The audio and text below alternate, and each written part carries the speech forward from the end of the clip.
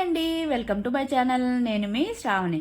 ఇవాళ నేను healthy and tasty రాగి దోశ ఎలా ప్రిపేర్ చేసుకోవాలో చూపించబోతున్నాను.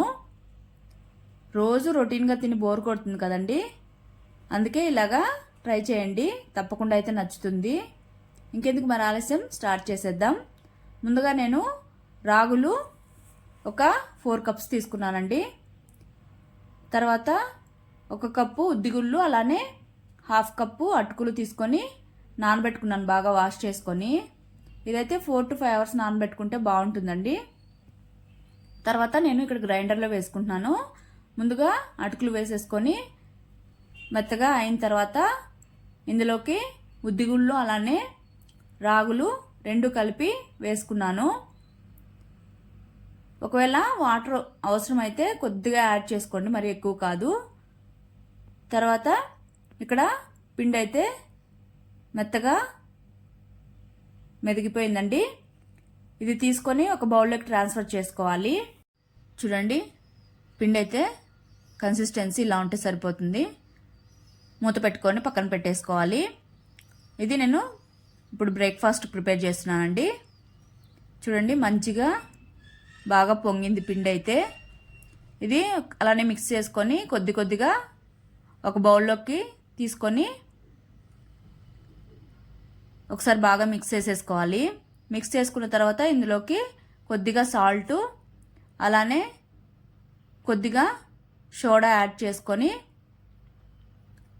అలానే వాటర్ కూడా యాడ్ చేసుకొని బాగా మిక్స్ చేసేసుకోవాలి. బాగా మిక్స్ చేసేసుకున్న తర్వాత ఇది కన్సిస్టెన్సీ అయితే అండి దోశ బ్యాటర్ లానే సరిపోతుంది. మిక్స్ చేసేసుకొని మూత పెట్టుకొని కాసేపు పక్కన పెట్టుకోవాలి. తర్వాత చూడండి, దోశ వేసే ముందు ఒకసారి బాగా మిక్స్ చేసేసుకొని స్టవ్ మీద పాన్ పెట్టుకొని ఆయిల్ గ్రీస్ చేసుకోవాలి. ఆయిల్ గ్రీస్ చేసుకున్న తర్వాత కొద్దిగా పిండి తీసుకొని ఇలాగా మొత్తం స్ప్రెడ్ చేసేసుకోవాలి. స్ప్రెడ్ చేసుకున్న తర్వాత పైన కూడా ఆయిల్ వేసుకొని ఒక మీడియం ఫ్లేమ్లో దూరగా మంచిగా కుక్ చేసుకోవాలి. కుక్ అయిన తర్వాత టర్న్ చేసుకొని రెండో వైపు కూడా మంచిగా కుక్ చేసుకోవాలి. ఇదైతే మంచిగా క్రిస్పీగా ఉంటాయండి దోశలు. టర్న్ చేసుకొని తీసుకొని పక్కన పెట్టుకోవాలి. నేను ఇక్కడ మళ్ళీ ఒక దోశ వేస్తున్నాను. ఇలాగ స్ప్రెడ్ చేసేసుకొని ఆయిల్ వేసుకొని కుక్ చేసుకొని 2 sides పక్కన పెట్టుకోవాలి. దీనికి మంచి కాంబినేషన్ అంటే పల్లీల చట్నీ అలానే టమోటా కారం అండి, సూపర్గా ఉంటుంది. చూడండి, మంచిగా క్రిస్పీగా క్రంచీగా భలే ఉంటాయండి దోశలు అయితే. కాకపోతే రాగి పిండితో చేస్తే ఇంత బాగా ఉండవని నా ఒపీనియన్ అండి. మీరేమంటారు మరి? ఇంకెందుకు మరి ఆలస్యం, మీరు స్టార్ట్ చేసేసి మీకు ఎలా వచ్చిందో కామెంట్ సెక్షన్లో కామెంట్ చేయండి.